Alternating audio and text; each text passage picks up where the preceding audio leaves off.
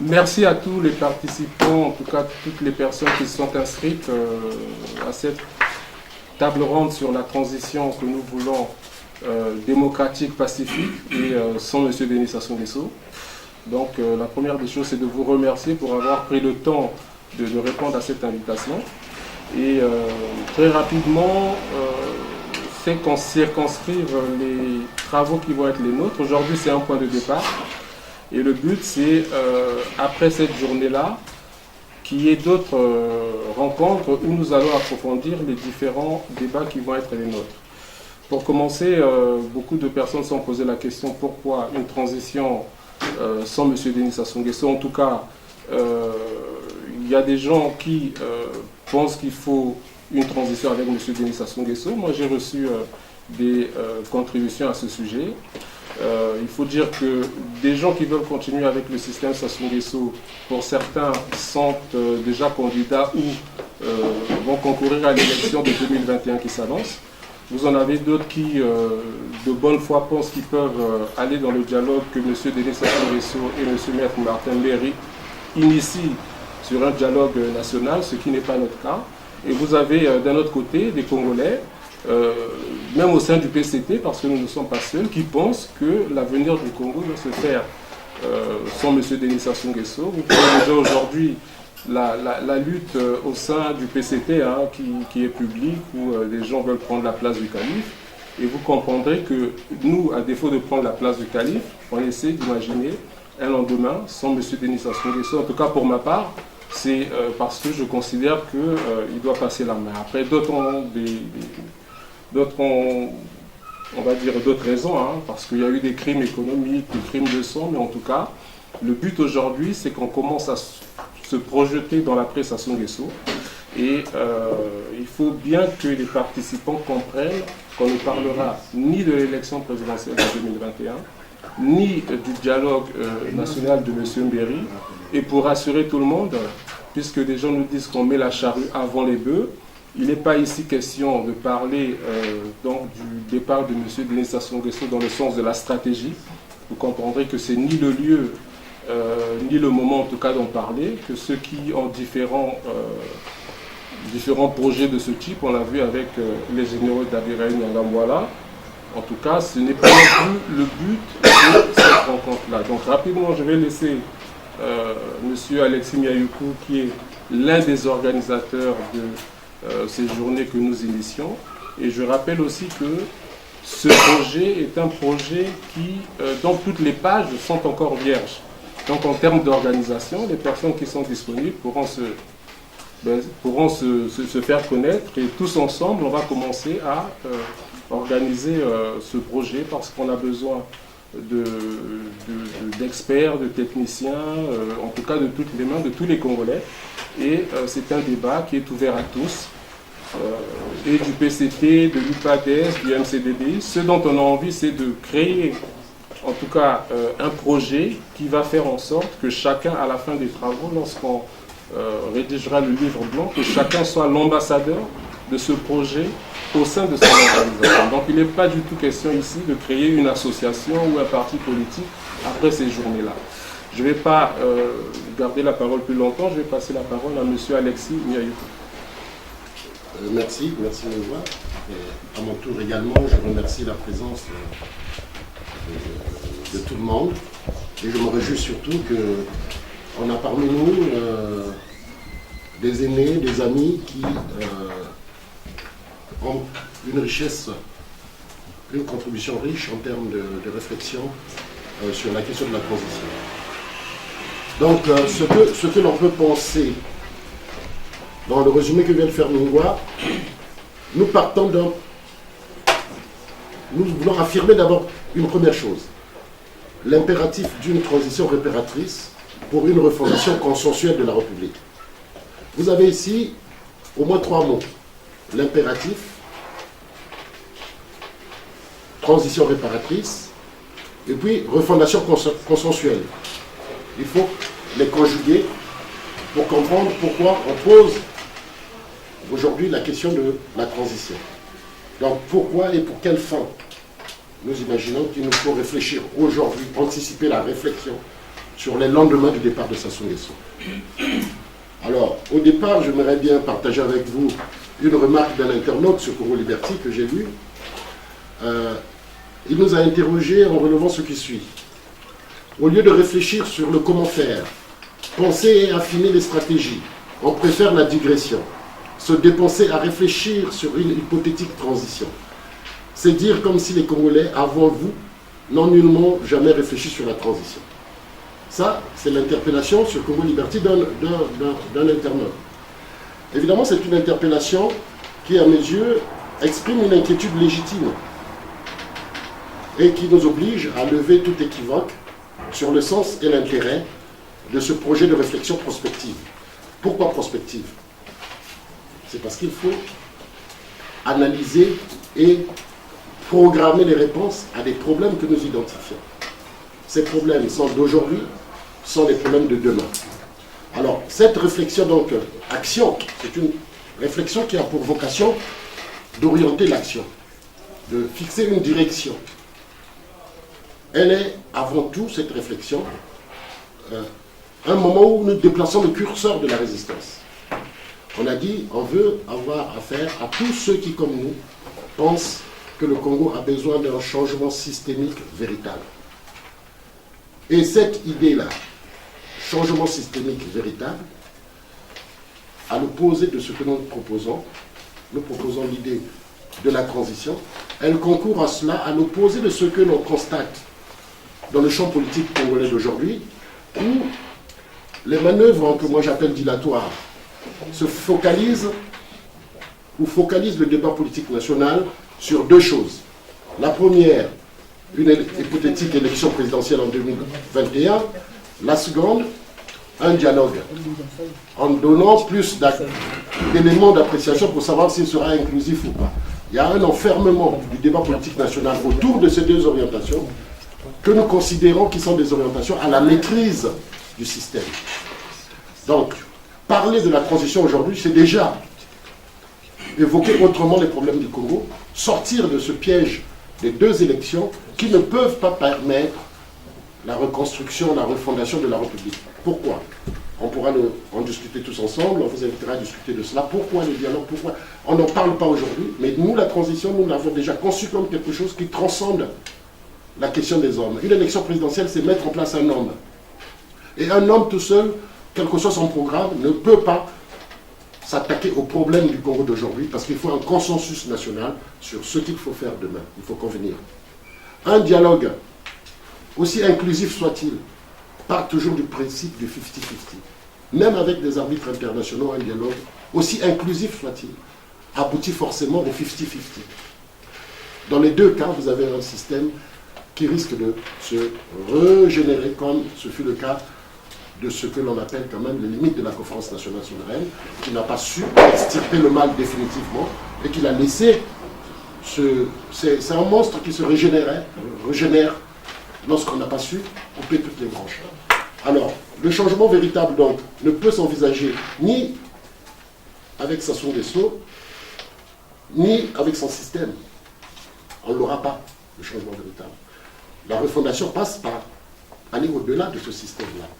On doit passer d'un système dictatorial qui a été fabriqué depuis 40-50 ans à un autre système. Et le passage d'un système à un autre implique tellement de choses que nous devons réfléchir et anticiper sur ces choses-là. Ce que on peut aussi retenir au départ, c'est que la lutte que les Congolais mènent se heurte à des freins psychologiques, ethnocentristes, mais parfois simplement des freins liés aux situations personnelles. Ceux qui se sont enrichis illicitement ont peur du changement. Ceux qui ont eu des responsabilités, à quelques échecs que ce soit, ont peur du changement, parce que le changement figure, ils envisagent le changement comme un moment où ça sera le moment de la revanche. Ce qui est loin d'être la réalité, parce que le Congo a des enfants de toutes les ethnies, de toutes les expériences, et ne saura inventer de nouveaux Congolais. Reconstruira avec les Congolais qu'on trouve là. Pour nous, l'essentiel, c'est que ceux qui, et Dieu seul sait qu'ils représentent 90% des gens qui participent au régime, ceux qui sont vraiment irrécupérables représentent peut-être 10% des... Quand on compte un peu par service, par rôle social au Congo, on aboutit à peu près à 800 personnes qui sont les détenteurs réels du pouvoir au Congo. 800 autour de Sassou Nguesso. Ils sont de toutes les ethnies, majoritairement certainement dans certaines ethnies, mais ils sont à peu près 800 personnes. Dans le civil, comme dans le privé, comme dans l'armée. Quand on calcule en fonction simplement de ce que l'on relève de leur pratique quotidienne. Alors, quand on voit tout cela, il nous faut construire une idéologie de la libération qui rassure, qui soit la traduction d'un consensus. Lorsqu'on parle de consensus, c'est l'idée de dire que au nord, au sud, à l'est, à l'ouest, les victimes sont les mêmes. On sait également que les Congolais qui se sont enrichis à l'heure, parfois malgré eux, ont été au service d'un régime. Il faut trouver des réponses concrètes. Tous les militaires n'ont pas participé aux tueries dans le Poul ou ailleurs, n'ont pas assassiné. Mais ils sont au service d'un régime. Il faut leur donner l'occasion de réparer ce qu'ils ont comme charge émotionnelle quand on parle de la transition. Et évidemment, c'est le moment, ça sera le lieu dans nos travaux d'être capable de dire que le projet de transition, parce que nous anticipons sur la justice transitionnelle. Lorsqu'on passe d'un État à un autre, il y a plein de problèmes, il y a les crimes humains, les crimes économiques, il y a tout ça, il faut trouver des réponses. Il faut qu'on réfléchisse aux réponses. Parce que si on commence, on n'a pas suffisamment réfléchi aux réponses, eh bien ça reste des goulots d'étranglement de ce qui aujourd'hui est la dernière goutte qu'il faut pour que le vase plein de Sassou déborde. Il faut qu'on arrive à trouver les arguments pour rassurer nos populations qui ne croient plus aux hommes politiques, parce qu'ils pensent qu'on s'attaque à Sassou, parce qu'il y en a d'autres qui veulent prendre sa place. Et les populations, on entend, ils en ont marre, mais ils n'ont pas envie non plus d'aller dans la rue, parce qu'ils n'ont pas confiance en ce que nous proposons demain pour le pays. Ils n'ont pas confiance. Ces populations ont besoin de retrouver un idéal. Et l'expression que j'utilise, c'est l'image du bonheur qui se trouve sur l'autre rive. Il faut qu'on soit capable de dire aux Congolais, par des documents précis, par des analyses précises, parce que nous avons des propositions précises, qu'il est possible de sortir,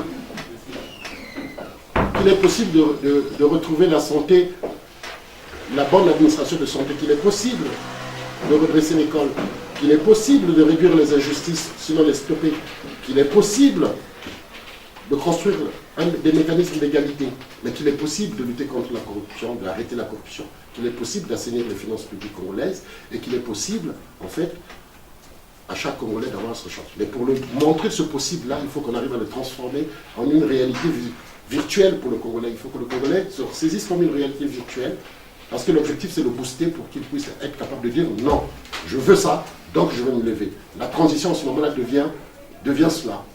Pour ceux qui ont pensé qu'on met la charrue avant les bœufs, on est en train de dire qu'il faut réunir des conditions psychologiques les plus favorables pour déclencher le désir du changement et peut-être même la volonté sacrificielle que commande ce changement-là. Parce qu'on voit très bien qu'on est enfin en affaire à un régime militaire qui tue, mais au Soudan, en Algérie, à un moment quand les gens sont inculqués d'une idéologie de la libération, lorsqu'ils sont conscients qu'il y va de leur bonheur futur, ben, ils sont capables de sortir et de vaincre la peur. Donc nous allons contribuer à travers un projet très clair, parce que nous aurons discuté avant, ça va libérer la parole, mais ça va aussi peut-être faire naître des nouvelles vocations.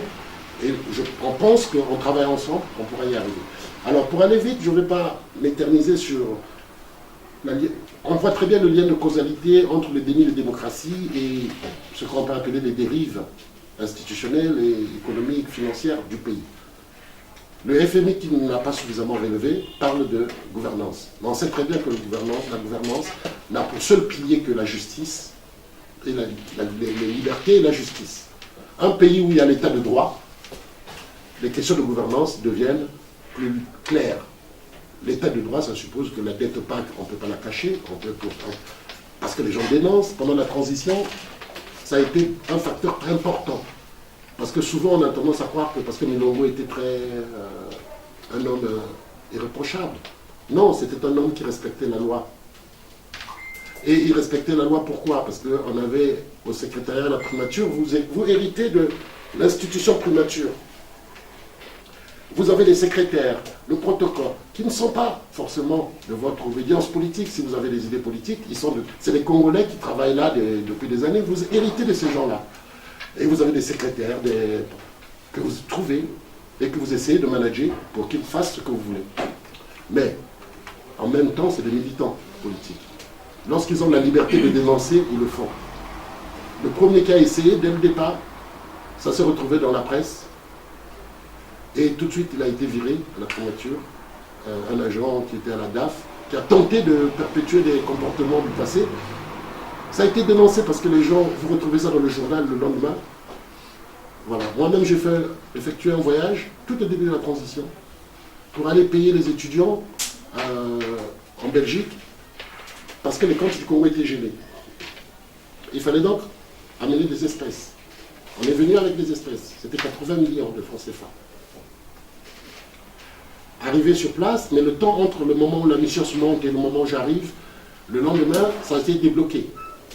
La situation du Congo avait été débloquée, et le Premier ministre, donc depuis Brazzaville, on me demande simplement de ne pas payer, donc de ramener les chèques, les machins que j'avais ramenés pour cela. Et quand je rentre à Brazzaville, donc avec 80 millions, mes frais d'émission ont été coupés parce que on ne donnait pas les frais d'émission avant de partir, on vous donnait une caisse d'avance et vous devez justifier facture, hôtel, transport, tout, vous devez justifier. Quand je rentre à Brazzaville, le premier acte à faire, c'était repartir au trésor, aller faire un ordre de recette. J'ai ramené 80 millions au trésor. J'ai déchargé. Mais par contre, ceux qui ne savaient pas que j'étais reparti au trésor, remettre 80 millions de francs CFA, le lendemain, il y a eu une du journal, mais qui s'interrogeait. Que sont devenus les 80 millions amenés par le Conseil du Premier ministre en Belgique? Le lendemain. Et ils ont repris le surlendemain, ils ont refait un autre titre, que c'était effectivement... Donc c'est des comportements qui dépendent de la démocratie. Bon, je vais donc passer tout cela, parce que il faut aller droit au but. En tout cas, pourquoi une transition? Le Congo a perdu les attributs d'une république. C'est un pays en faillite institutionnelle. Ça, et l'une des choses qui justifie une transition, c'est que le Congo a fini par devenir un pays où l'organisation politique et juridique est construite à la solde d'un homme. Vous ne pouvez plus avoir de justice libre, vous ne pouvez plus avoir la police libre, l'armée, les institutions sont formatées au service d'un homme. Là, vous n'avez peut-être plus dans une république. Il y a des grands enjeux, la faillite économique et financière, l'endettement, le surendettement du Congo et les scandales économiques demandent des mesures appropriées. Il faut y réfléchir. Il faut y réfléchir parce que récupérer de l'argent volé, jadis c'était difficile, aujourd'hui c'est un peu facilité par les enquêtes des journalistes, mais ça demande du travail. Et je crois qu'il faudrait que les Congolais s'y mettent parce qu'en cas de départ de Sassou Nguesso, la situation sera toujours là. Il faudrait rapidement faire entrer les sous de la nation. Les questions qui se posent encore sur la vulnérabilité économique, les fragilités de notre pays, certes, il y a des questions qui relèvent du développement, mais il y a beaucoup qui relèvent de la gouvernance. Il faut regarder comment on fait, parce qu'on parle de diversification de l'économie. Même là, la diversification de l'économie n'est possible que lorsque vous êtes dans un espace, un environnement politico-administratif sain. Parce que les entreprises, pour prospérer, ont besoin d'avoir une justice équitable, ils ont besoin d'avoir une concurrence loyale, ils ont besoin d'avoir une égalité d'accès au marché. Et dans un contexte d'un régime régenté comme celui du Congo, c'est un vœu pieux que de parler de diversification de l'économie, à moins de tout sacrifier aux étrangers. L'investissement local ne pourra pas prospérer. Il faut en parler parce qu'il n'y a qu'une transition qui peut garantir ça. Le plus grave, c'est de reconstruire la cohésion de la nation. La faillite morale du pays est énorme aujourd'hui. La cohésion de la nation, le tissu social déchiré, pour le reconstruire, il faut un consensus. Aucun programme de candidat à une élection présidentielle ne pourra régler ces problèmes-là. Par contre, les dispositifs transitoires peuvent, parce que nous sommes dans un état où on trouve on peut convenir des modalités de ce qu'il faut pour cela. Alors, le projet que nous menons devrait nous amener à quoi? À aborder de façon constructive ces questions, toutes ces questions qui se posent. L'étape d'aujourd'hui est une étape introductive qui devait donner lieu à au moins 2 étapes futures et qui sont programmables. On vous fait des propositions. Par exemple, le 23 février. Le 7, on a fait des réservations, d'autres salles ailleurs, pour essayer de continuer le travail. Mais le dénivellement doit être thématique. Va être thématique. Et dans les thèmes qui nous intéressent, tout au moins les thèmes qui peuvent fonder la construction de priorités, nous en avons identifié 4. 4 groupes de thèmes qui doivent absolument faire l'objet de travail conséquents. Nous avons les enjeux institutionnels et les défis à relever sur les enjeux institutionnels. Est-ce que nous avons la configuration institutionnelle adéquate dans le cas de notre pays? Au-delà de sa sous-NESO et son système, comment on fait pour être capable de faire en sorte qu'une élection présidentielle ne soit plus le recyclage des conflits ethniques? Comment on fait pour que les déséquilibres géographiques, on va même dire humaines, démographiques dans le pays, ne soient pas un handicap à l'équilibre de l'action collective? Comment on fait pour rendre la richesse nationale mieux redistribuée et correspondant effectivement aux potentialités locales? Et comment on fait tout cela? Ça relève d'un certain nombre de problèmes institutionnels qui vont de la Constitution à la forme de l'État et à toutes ces choses-là, mais il faut qu'on y réfléchisse, qu'on y apporte des réponses. Et je sais compter sur la présence d'au moins un de nos doyens qui est là, donc l'appeler, et donc je me réjouis parce que ça fait partie d'un travail qui fera l'objet d'un groupe de travail.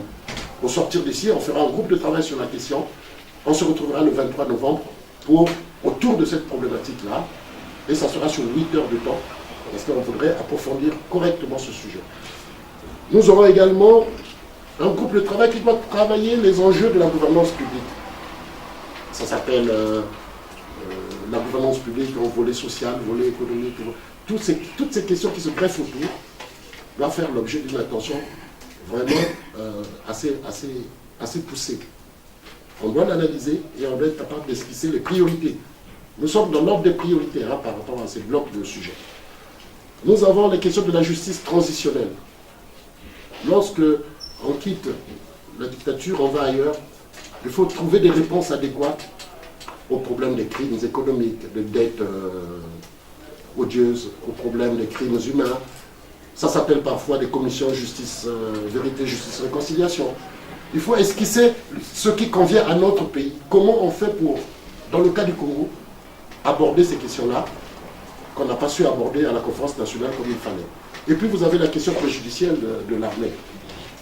L'armée est l'un des acteurs majeurs du Congo, dans la politique congolaise depuis 1968. Sinon depuis 1963, on va dire. Et devient aussi l'épine dorsale de changement. Il faut qu'on ait une discussion claire.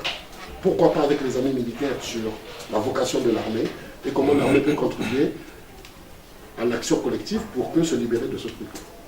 Alors, les groupes de travail que nous mettrons en place après nos discussions, là, nous allons faire 4 groupes, pourront recourir à des contributeurs, à des acteurs, à des experts qui vont s'organiser pour travailler et nous serons tous en assemblée pour adopter, discuter davantage de ce qu'ils proposent aux dates que nous indiquerons. Chaque groupe de débat, donc chaque groupe de travail devra aller le plus loin possible. Et au bout du cycle, on devrait avoir une grande conférence pour une transition au Congo. Et on imagine que si on travaille bien, aux alentours, aux environs, au cours du premier trimestre 2020, on peut réellement arriver au livre blanc après une grande conférence sur la transition où tous ces volets, sans cette fois-ci maintenant on a une ossature de notre regard. C'est très utile parce que notre regard, c'est ça qui nous permet désormais de meubler notre combat. Nous allons le meubler parce que nous pouvons convaincre de ce que nous voulons. Nous avons la mesure exacte de ce qu'il faut. Ainsi commencera peut-être pour moi, on alimentera bien ceux qui pensent un peu plus à ce que Mélois disait aujourd'hui, que on n'évoque pas là, mais nous pensons que ce travail va servir à toutes les causes. Certainement, il y en a qui travaillent pour que les militaires s'en saisissent. Ils trouveront dans nos travaux un support qui les aiderait à dire, mais tiens, on ne va pas dans le vide, il y a des gens qui ont travaillé, on peut s'appuyer sur ces gens-là. Il y en a qui pensent peut-être qu'il y aura un soulèvement populaire un jour. Le lendemain du soulèvement populaire, il faut que ceux-là qui conduiront cela se disent, ben tiens, il y a des frères qui ont travaillé, qui ont suffisamment avancé, on peut discuter avec eux. Il y en a qui pensent aussi que Sassou peut mourir de sa belle mort. Parce qu'on peut nous l'annoncer qu'il est mort. Le lendemain de sa mort, il faut être capable d'agir. Donc ce volet de stratégie opérationnelle pour que Sassou s'en aille fera l'objet probablement d'une réappropriation par les structures, par les groupes, par les différents acteurs possibles. Et je pense que chacun trouvera là matière à avoir quelque chose de symbolique et de consensuel qui permet de mobiliser et de rapprocher tout le monde. Donc je vous remercie et que le débat devra alimenter tout ce que je vais dire et on donnera des précisions sur les différents aspects. Merci. Mais entre-temps, pour finir, je pense que je suis relayé dans la parole sur le cadre programmatique par mon aîné Benjamin Toungamani, qui devrait normalement vous apporter quelques éléments en plus. Alors, je vais juste, avant que le doyen Toungamani ne parle, faire comprendre à l'Assemblée qu'il a bien fallu qu'il y ait, dès le début, un petit comité de pilotage. Hein. Donc, en termes d'organisation, tout reste ouvert. Il y a, en tout cas, rien n'est définitif ni fermé. Comme vous l'a dit le grand frère Miaoukou, le travail est considérable et on espère vivement qu'en termes d'organisation, que les participants ici nous rejoignent. Donc c'était juste pour assurer l'auditoire, hein, qu'il n'y a pour le moment rien de définitif.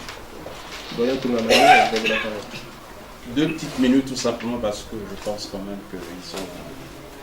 Bon, moi je vais simplement prendre des images. Pour la simple raison que depuis que nous avons parlé de ça, j'ai eu des coups de fil et généralement les questions que les gens posent sont toujours les mêmes. Est-ce que vous ne mettez pas la charrue avant les bœufs? Bon, je leur ai répondu en mettant un chemin mathématique, en disant le départ de Sassou, c'est l'étape A. La transition et le pays que nous voulons avoir, c'est l'étape B. À mon avis, ces 2 étapes sont liées. On ne peut pas les desserrer. Rappelez-vous la conférence nationale. Sassou, nous l'avons mis de côté. Mais pourquoi l'ISUBA n'a pas trouvé la nécessité d'appliquer ne fût-ce qu'une seule ordonnance que nous avons eu à prendre à la conférence nationale?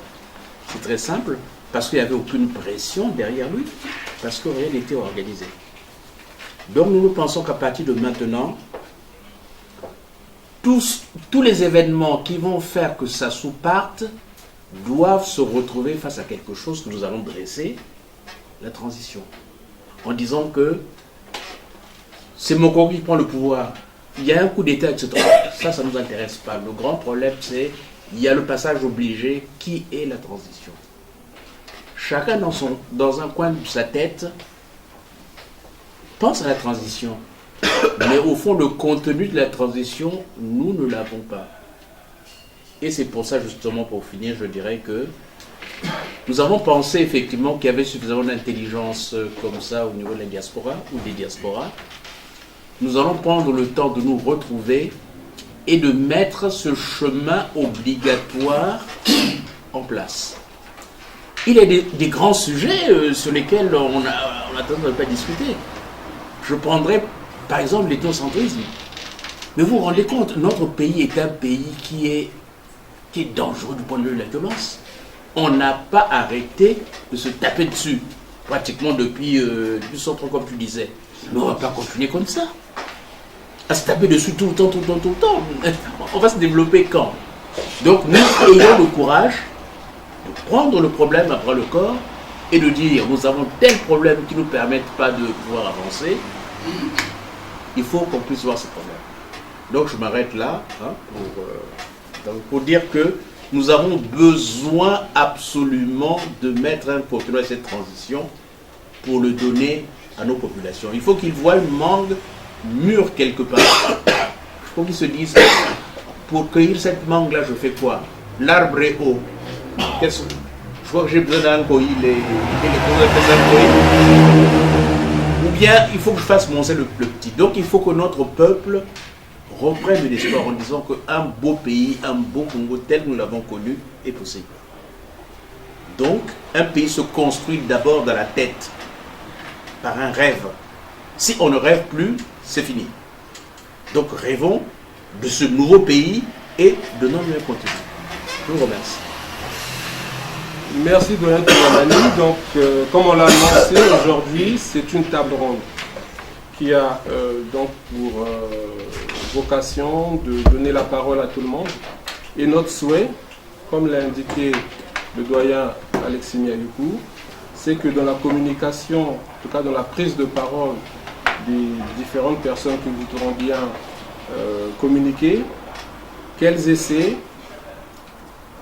donc de définir ce qu'elles entendent comme transition ou de faire des propositions sur les piliers d'une transition. C'est-à-dire qu'aujourd'hui, il faut, à l'issue de cette rencontre, qu'on ait en tout cas une vision claire des piliers d'une transition. Alors il faut bien s'imaginer qu'une démocratie, en tout cas telle qu'elle est présentée aujourd'hui, ou en tout cas telle qu'elle est définie, c'est un pouvoir exécutif, c'est un pouvoir législatif et c'est un pouvoir judiciaire auquel certains rajoutent le pouvoir de la presse. Hein.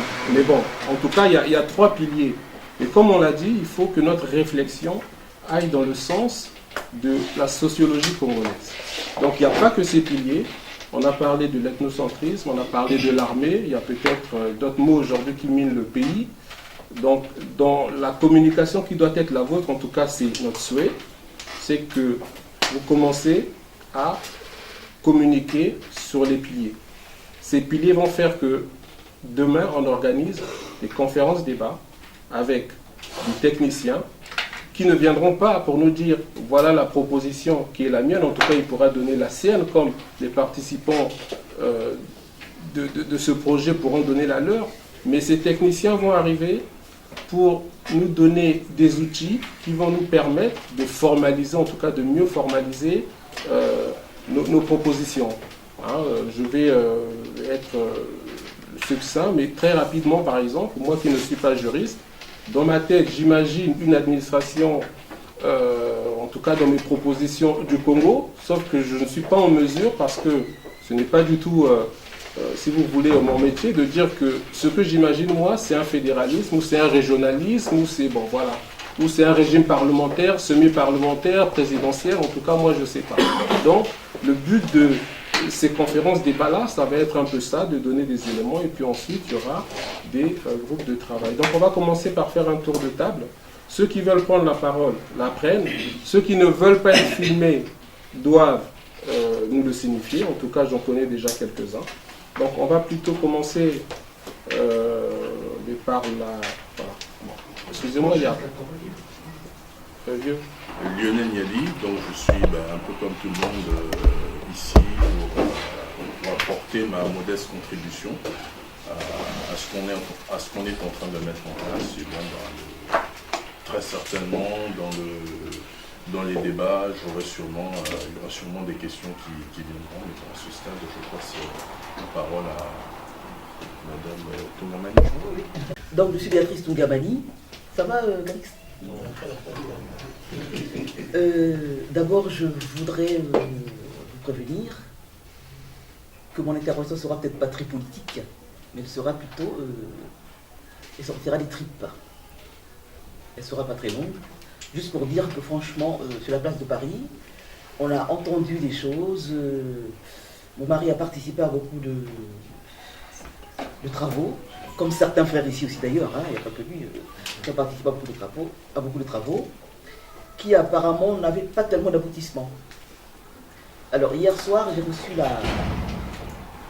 une communication d'une amie qui me dit exactement, bon, demain vous allez là-bas, apparemment beaucoup de gens vont venir parce que il y a eu tellement de silence sur Paris que les gens sont vraiment, ils sont aux aguets. Même qu'ils ont soif d'entendre certaines choses. Donc, tu es à côté de ton mari, tu es à côté de tes frères, il faudrait que les choses aient un aboutissement cette fois-ci. Ça ne s'arrête pas en chemin comme d'habitude. Donc, moi-même, je suis très ravi de voir qu'il y ait autant de monde, qu'il y ait aussi de cette initiative, et qui, j'espère, ne va pas s'arrêter en chemin comme l'a dit mon ami. S'il y a des choses à apporter, j'apporterai. Bon, je ne sais pas ce que je peux apporter. Hein. Peut-être pas grand-chose, mais bon. Enfin. Moi, c'est Marcel Mbete. Certains collègues ici qui me connaissent, ancien membre du Conseil supérieur de la République après la conférence nationale. Aussi ancien.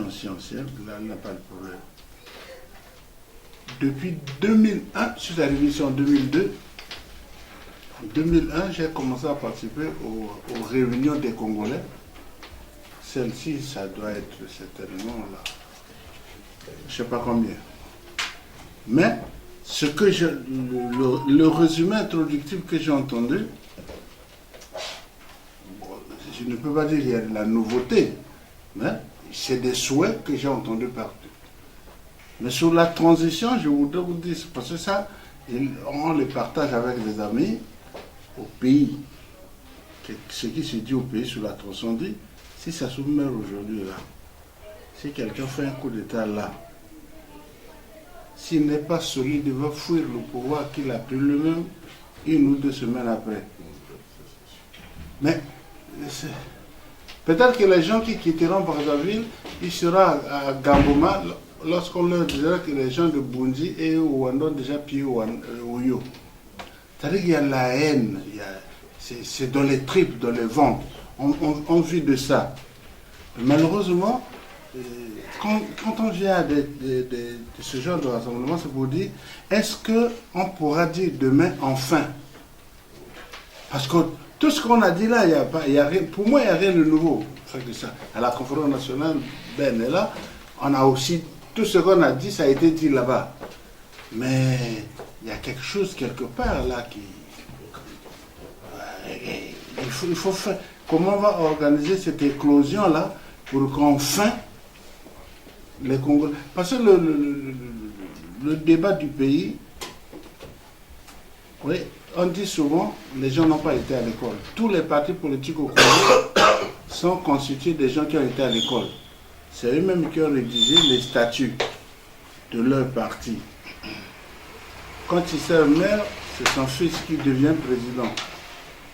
Quand Kolela meurt, c'est son fils qui devient président du parti. Quand Yombi est fatigué, c'est son fils qui devient président. Quand Ganao meurt, c'est son neveu qui devient président. Mais dans leur statut, il n'y a aucun article qui dit que si papa part, c'est l'enfant qui viendra. Mais tout le monde s'accommode à ça.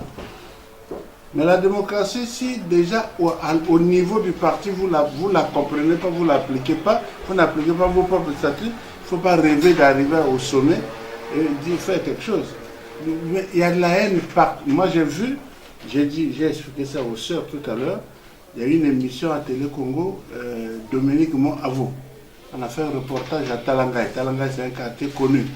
Une femme qui est venue faire son marché, elle a demandé à la chambre froide de lui peser 1 kilo des ailes de dinde. Il a demandé concours, elle a demandé concours, et on lui met ça dans le sachet. Elle réagit en bouche et elle dit, mais comment je vais partager ça à la maison? Parce que tout ce qu'on a coupé, ça lui faisait 9 morceaux, mais ils sont 11. Ça, c'est à Talangaï, ils sont 11. Et c'est, quand j'ai suivi le journal, on a présenté quelqu'un, on a dit, c'est le directeur du commerce intérieur. Bientôt, on va commencer à voir les questions du panier de la ménagère. Donc on va commencer à voir. Ça veut dire que depuis 50 ans là, il n'y a rien. Bon, nous avons aussi été à l'école. Moi j'ai écouté Florent Tiba dire à la télévision, il dit, le mouvement du 5 février, c'était la lutte contre les antivaleurs. Mais quand il dit ça, il oublie que Franklin Boukaka avait déjà chanté le bûcheron. Mais le bûcheron, c'était, il dénonçait les antivaleurs. Donc, et 40 ans après, on est encore là. Donc, il y a de l'amusement dans le pays. Il faudrait que ce genre de... que ça aboutisse. Peut-être, je ne sais pas comment, mais il faudrait que ça aboutisse. Bon, il y a beaucoup de choses qu'on parlera dans les commissions. Mais moi, mon souhait, c'est que cette fois-ci, au moins, qu'on aille un peu plus loin.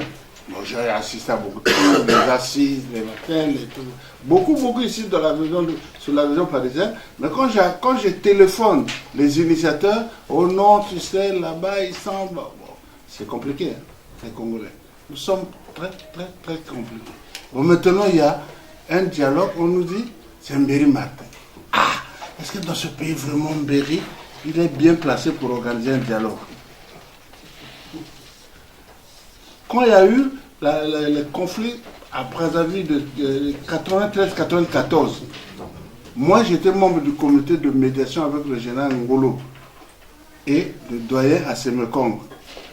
Je connais les dégâts causés par Ngembo, le frère de Mbéry. Nous sommes allés au ministère de l'Intérieur, à l'étage, on a vu les douilles des balles où quand quelqu'un est tombé devant lui a pété. Que lui devienne maintenant le dialogueur, moi ça me pose problème. Mais en fait, tout ça, on verra. Okay. On va remonter ça. Alors, juste, je vais rebondir, je vais m'excuser. Est-ce que vous avez des propositions sur des piliers d'une éventuelle transition? Non, le principe, je suis d'accord. Sur le principe, mais il faut ça. Il faut commencer à proposer ça. Les Congolais vont dire, enfin, il y a quand même des gens qui commencent à voir autrement. Mais si on laisse les trucs de Ngounyimba qui disent que l'UFD est mort, nous sommes devenus PCT là, on n'ira nulle part. Dans l'insertion des personnes qui sont incarcérées. Et mon point de vue, c'est par rapport à la jeunesse congolaise qu'on a toujours tendance à oublier. Nous autres, on a été dans la bonne école. Après le CM2, vous allez au collège, vous avez le BMG ou le BFC à l'époque, il y avait du travail à côté. Aujourd'hui, le premier contrat de travail pour nos jeunes, c'est être membre du parti, sans avoir travaillé. Alors ça, il faudrait qu'on porte quand même un regard, qu'il soit quand même, qu'on donne du sens à ce que nous allons faire par rapport à la jeunesse. Parce que sans la jeunesse, on ne peut rien. On peut avoir des discours, mais surtout les jeunes aujourd'hui. On ne peut pas concevoir un jeune, après la maîtrise au Congo, qui repart chez ses parents et qui a une femme et des enfants, qui va encore dans le toit de ses parents. Là, c'est quand même une grosse problématique. Donc, ça sera autour de ça. C'est tout ce qu'il y a à dire. Merci beaucoup en tout cas pour tous ceux qui se sont déplacés pour la cause du Congo. Je suis Khalid Serani Afuna. Beaucoup parmi nous ne me connaissent pas. Parce que nous avons mené des combats ici à Paris. Et à un moment donné, j'ai disparu, je suis parti, je ne me fais plus voir pour des raisons qui sont tout à fait personnelles. Mais aujourd'hui, recontacté par un doyen de lutte, quelqu'un avec qui on a fait des choses qui ont donné des résultats sur le terrain, j'y crois encore, je suis revenu. Moi, l'affaire du Congo, je me bats depuis que j'étais au CP2. De par mes parents, j'ai su ce que c'est que les maquis. Et donc, quand le grand maquis qui était connu de l'État est intervenu, je n'étais pas dans les maquis, mais j'ai mon confrère Benjamin Tungamani qui était là, qui peut vous en parler. Donc, les histoires du Congo, on en sait quelque chose. Nous avons beaucoup travaillé sur l'aboutissement de la conférence nationale. Et défunt Samba René, paix à son âme, en sait quelque chose. Et tout ce que nous avons fait pour que la conférence nationale qui patinait avec le Premier ministre Louis-Sylvain Ngoma, ainsi de suite, pour que ça soit débloqué. On a fait des textes, on est allé défendre ces textes-là. Et quand Samba René est allé lire ces textes-là, ça s'est déverrouillé, la conférence nationale a commencé. Donc, moi, je n'aime pas à participer à des choses pour perdre le temps, parce que j'ai besoin de temps. Si je me suis déplacé aujourd'hui, c'est vraiment pour qu'on prenne les choses au sérieux, et pour que ce sérieux-là libère, comme on dit, notre pays. Bon, d'emblée, notre confrère, mon frère Mingwa, qui nous a invités, a dit une chose, qu'il ne s'agit pas ici de mettre en place une stratégie pour le départ de M. Denis Sassou Nguesso. Et le confrère Alexis Miayoukou, en prenant la parole, a beaucoup parlé, mais j'ai retenu deux choses. D'abord, il a dit qu'il faut fonder des arguments pour rassurer les populations. En deux, j'ai retenu qu'il faut déclencher le désir du changement. Et moi, ces deux phrases-là, je les appelle une stratégie de départ de M. Sassou. Donc, je voudrais d'abord qu'on lève l'équivoque sur ce que j'ai noté comme une contradiction. Si on lève cet équivoque-là, moi j'ai une proposition forte à faire. On vous écoute plutôt sur la proposition. Bon, sur la proposition. Donc, je me suis dit que tout ce que nous faisons ici, c'est du temps perdu.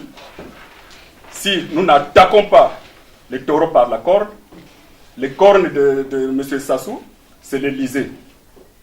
Tout ce que nous sommes en train de faire ici, c'est un temps perdu. Si nous ne remettons pas effectivement la parole et la main à la population congolaise qui doit aller dans la rue. Ces deux choses-là absentes, c'est encore un échec parmi toutes les conférences de Paris. On perd notre temps. Donc la proposition que j'ai à faire, c'est qu'on doit mettre en place 3 comités. Quitte à sectionner, à subdiviser, vous faites ce que vous voulez. Mais les 3 comités-là doivent vraiment exister. Et c'est ça qui fera même que les choses se déclenchent facilement. Il y a un comité qui va travailler avec l'Élysée. Et parmi nous, je pense qu'il y a des gens qui connaissent bien les chemins de l'Élysée, qui savent avec qui parler, comment parler avec ces gens-là. Bon, moi, je les vois tout le temps, mais dans le cadre de ma profession. Je travaille et les hommes politiques, quand ils ont besoin d'argent, ils viennent chez nous, ainsi de suite. Donc, je connais certains personnages pour parler avec ces gens-là en direct, comme vous et nous. Nous devons négocier, parce que, je vous assure, je n'ai pas vu quelqu'un entrer ici avec une arme. Le pouvoir de M. Sassou Nguesso est armé. Ça ne sert à rien de te bousiller la tête alors que tu avais tellement de choses intéressantes à apporter. Donc, je ne veux pas qu'il y ait de bains de sang nulle part. Je veux que ça se passe franchement dans le pacifisme. Un coup de fil de l'Élysée suffit pour M. Sassou de prendre ses bateaux et de s'en aller. Parce qu'il est perché sur ça. Il est venu négocier sa transition à lui. Nous parlons de la transition par rapport au peuple, mais lui, il a déjà négocié avec Emmanuel Macron sur sa transition à lui. Et c'est son fils qui est pressenti prendre le pouvoir. Donc tout ce que nous sommes en train de faire ici, si nous disons que nous ne faisons rien pour la stratégie de son départ, est-ce que nous allons faire une feuille de route pour donner au fils de M. Sassou Nguesso dire bon, voilà ce que nous avons proposé à Paris, c'est comme ça que nous devons marcher? C'est du temps perdu. Donc quand on va dans un combat, on n'hésite pas. Deuxième proposition, enfin. Mais ma deuxième proposition, non, c'est la même, hein, c'est une proposition. Nous devons mettre en place un comité qui doit travailler avec l'Élysée. Nous devons mettre en place un comité sur le terrain. Parce que si sur le terrain on n'a rien, ici on vous dira que non, mais vous les gens de bord de Seine, là vous êtes déconnectés, vous êtes loin de la réalité. Il faut un comité qui est sur le terrain. Et on sait comment travailler avec eux. Bon, et puis, c'est au 3e niveau que nous mettrons en place un comité ou des comités de la diaspora. Des gens qui vont réfléchir techniquement, qui vont se présenter à l'Union européenne, qui vont diffuser notre pensée. Donc ces 3 comités-là, pour moi, c'est fondamental. Et si nous mettons tous les sérieux sur ces 3 comités-là, il n'y aura pas de magie. Mais c'est ça ira. Juste pour rebondir, pour que ça soit clair entre nous, moi j'entends bien, mais vous êtes en train, cher grand frère, vous voyez puisqu'on est dans un comité public, Oui. vous êtes en train, à mon sens, d'anticiper les choses. C'est-à-dire que vous pouvez vous rendre où vous voulez. Je pense que quand on est sérieux, on va avec une petite feuille de route en même temps. On a un projet à construire et comme on a dit, il faut que chacun, à son niveau, soit l'ambassadeur de ce projet. Ah, bien sûr, oui. On a rappelé ici qu'on n'est pas en train de construire une association politique. Le but, c'est que demain, s'il y a quelqu'un du MCDJ, de l'UKDS ou de je ne sais quel parti du PCP même, qui sont ici, soit l'ambassadeur de ce qu'on aura arrêté. Ça sera déjà un point de départ. Après, j'entends bien, chacun pourra à son niveau, peut-être que les groupes qui partiront d'ici feront le travail. Mais on prend en compte vos propositions. Et puis, comme on l'a rappelé, on n'est pas ici en train d'arrêter une stratégie pour renverser le pouvoir. Je pense que chacun, dans sa tête, a son idée. Le but, c'est qu'on ait un plus petit dénominateur commun pour que ça devienne... Vous avez peur de renverser le pouvoir? Non, ce n'est pas l'objet. C'est pas l'objet. Moi, je n'ai pas dit ça, je dis ce n'est pas l'objet. C'est-à-dire qu'il y a un objet, on réfléchit, il serait même dangereux de venir en parler ici en public. Donc moi, j'étais en train de terminer que les 4 groupes de travail qui sont définis ici. Moi, j'en ai 3. Non, ce qui a été défini par le docteur Alexis Nayou. C'était sur les institutions, c'était sur la gouvernance, c'était sur la justice et sur l'armée, si j'ai bien compris. C'est-à-dire que si on met en place une belle feuille de route de ces 4 enjeux-là, bon, est-ce qu'on les prend pour les donner à qui? Parce qu'aujourd'hui, nous, notre stratégie, ce n'est pas de renverser le régime de Sassou. Donc, Sassou continue sa démarche par les élections ou par n'importe quoi. Il sera toujours là. Donc, nous prenons notre feuille de route. Nous prenons notre feuille de route pour dire, bon, comme vous avez changé de gouvernement, maintenant, bon, voilà notre feuille de route. C'est comme ça le Congo. Bon, moi, je ne crois pas. Merci, Zécanix. On va prendre le faille, mon amant. Ok, bonjour tout le monde. Ravi de faire connaissance avec les amis parce que je sens que les gens parlent de la transition. On doit être direct et objectif. Le problème du Congo, c'est Sassou. On ne peut pas chercher de gauche à droite. Quand on parle de l'opposition, là j'ai entendu le vieux qui a parlé de la jeunesse. Il me semble que je sois le plus jeune. Deuxièmement, quand on parle de l'opposition, il n'y a pas une alliance entre la diaspora et ceux qui sont au pays. Deux fois, les gens soutiennent ceux qui vont aller. Là, on va parler de la transition. Les gens vont dire, oui, on va aller à la transition sans Sassou. Ok, mais derrière, il y aura encore des gens qui vont dire avec Sassou. Il y a des gens qui vont dire que non, ils sont pour parfait coller là. Demain, les autres diront qu'ils ne sont pas pour parfait coller là. Au fait, il n'y a pas longtemps. Et tout ce qu'on peut faire ici, là, ça ne sera pas du sérieux. Personne, en tout cas, vous direz qui est sérieux. Parce que deux fois on est A, deux fois on est B. On va parler du soulèvement populaire. Mais la jeunesse est toujours mise à l'écart. La jeunesse est toujours mise à l'écart. On utilise la jeunesse pour être des boucliers, au fait. La jeunesse a la place n'a été. En fait, moi, c'est sur ça que je voulais parler, parce qu'aujourd'hui, je vois, il y a des aînés, il y a des vieux, des gens qui ont fait de la politique, je ne sais pas, ça fait 30 ans, 4 ans, il n'y a que Sassou qui est là. Il n'y a que Sassou qui est là. Il n'y a rien que vous proposez là qui fait changer, qui fait bouger les choses. Aujourd'hui, on est dans des polémiques, parce que, je ne sais pas, la maman de Moukoko est morte, Moukoko ne doit pas sortir. On va rester que dans ça. On doit faire des choses, on doit dire, si on va pas aller aux élections, il y aura des gens qui auront encore peut-être peur. Ils vont dire non, il faudra laisser un tel, il faudra laisser un tel. On doit être catégorique. On n'est pas sérieux dans tout ce qu'on fait. Même si tant que les combattants ne sortent pas pour faire bouger les choses, tout ce que vous écrivez là, ça reste là. Même quand vous parlez de l'Élysée, il y aura encore d'autres personnes encore qui vont faire leur clan pour aller se présenter encore là-bas. Il n'y a pas du sérieux. Donc nous, on est obligé de brutaliser certaines personnes pour leur faire comprendre que non, la route que vous prenez n'est pas bonne. C'est tout ce que j'avais à dire. Alors, donc, Prosper Mwanda, moi je suis actuellement président de l'association citoyenne de solidarité pour le Congo-Brazzaville. Avec certains amis ici présents, en fait, on aide un peu les compatriotes qui ont des problèmes avec la justice, ainsi de suite. Voilà, j'aimerais commencer par réitérer en fait la raison d'être de cette rencontre. Moi, je pense qu'effectivement, on peut organiser ce genre de choses.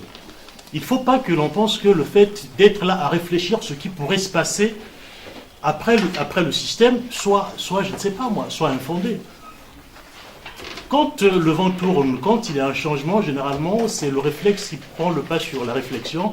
Et souvent, les gens tombent dans l'amateurisme, les gens tombent dans la précipitation et malheureusement, à la fin, on a des massacres. C'est ce qui se passe souvent chez nous. Quand vous avez pris le temps, quand on est sobre tel que maintenant, là, on est sobre là. Il n'y a pas de tribaliste ici, il y a des gens qui sont en train de réfléchir avec la raison. Là, c'est vraiment la raison, il n'y a pas d'instinct tribal qui sortent, qui se manifeste ici. Donc si déjà, pendant que nous sommes sobres, nous commençons à envisager ce qui pourra se passer une fois le système parti, et que l'on prend l'engagement de respecter ces principes qu'on aura pris, parce que le problème aussi c'est celui-là. Ceux qui ont assisté à la conférence nationale, participé à la conférence nationale, ont relevé le fait que, par exemple, tout ce qui avait été pris comme décision n'avait jamais été appliqué. Et à la fin, derrière, personne n'a été là pour faire en quelque sorte le suivi de ces décisions-là. Et nous avons ce problème-là, nous nous engageons, mais à la légère. Et à la fin, effectivement, des massacres, on massacre des gens. Donc, dans ce cercle que nous sommes en train de commencer, si nous commençons déjà à voir ce que l'on pourra faire une fois le vent tourné, mais vraiment, avec raison, en se disant que le Congo est un pays, nous aimerons vivre vraiment ensemble, qu'est-ce que l'on fait? Moi, les 4 points qui ont été annoncés, je parle par exemple de la refonte des institutions, eh bien c'est fondamental. Le fléau qui nous habite, souvent le tribalisme, je pense qu'avec les institutions adéquates, qui tiennent compte de cela, je pense que, vous savez, ce n'est pas dans nos chromosomes. Ce sont des habitudes qu'on a pu acquérir parce qu'évidemment, on a grandi dans un certain milieu socio-politique que nous connaissons. Mais si on met en place vraiment des institutions, avec des gens, évidemment les hommes, bien évidemment, les hommes qui fassent respecter, qui respectent ces institutions-là, qui aillent dans le sens d'emmener les Congolais vers une nation, c'est vraiment fondamental. Je trouve que c'est fondamental. Et aussi, avec tout ce que nous avons subi, je vous assure que jamais l'on ne pourra penser construire une nation si on ne tient pas compte de ce que les gens ont subi. Les gens ont subi des violences au Congo. Tant que la vérité ne sera pas mise là-dessus, malheureusement, on va tourner toujours autour. Ceux qui viendront chercheront à se venger, ainsi de suite. J'aimerais aussi attirer l'attention sur des gens qui, dès que l'on commence à parler de justice, parlent de vengeance. Non. Je pense que c'est plutôt le manque de justice qui pourrait apporter la vengeance. Quand on dit, moi je ne parle pas souvent de justice, je parle surtout de vérité et réconciliation, enfin réparation et réconciliation. Tant qu'on n'aura pas réparé ce que l'on a fait, on ne pourra pas faire revenir ceux qui sont partis. Mais tant qu'on ne pourra pas réparer, même des réparations symboliques, tant qu'on ne pourra pas le faire, on va être dans ce cercle-là. Et quand je dis réparer, ce n'est pas seulement dans un coin donné du Congo. Vous savez, dans certains coins étaient très très chauds, c'est vrai. Il y a eu beaucoup de victimes, mais c'est sûr que du nord au sud, il y a eu des victimes. On tient compte de tout cela. Et moi, je pense que pour ceux dont les institutions qui viendront, l'après-système, il faut vraiment, même s'il faut que le Congo fasse des emprunts pour la paix, pour les réparations, il faudra vraiment le faire. Parce que sinon, évidemment, une fois de plus, ça va être le cercle vicieux. Donc, refonte des institutions, et puis l'armée également, parce que, ma foi, une armée républicaine, mais parce qu'on en a parlé à la conférence nationale, mais il faudrait prendre des mesures qui fassent de telle sorte que cela ne se passe pas. Mon ami Alexis Bayukou a expliqué comment, quand il revient, en fait, quand il est à côté de Milongo, et comment, en fait, ils sont plus ou moins surveillés. En fait, tu reviens, tu rentres, les frais de mission, qu'est-ce que tu en as fait? Donc, il y a toujours un suivi, en fait, on pose des questions et on cherche aussi à sanctionner. Il faut donc qu'il n'y ait plus l'impunité, et c'est ce qui, pour le moment, je vais m'arrêter là, c'est ce qui pourra faire que l'on puisse avancer. Voilà, je m'arrête là pour le moment et on aura le temps de parler davantage.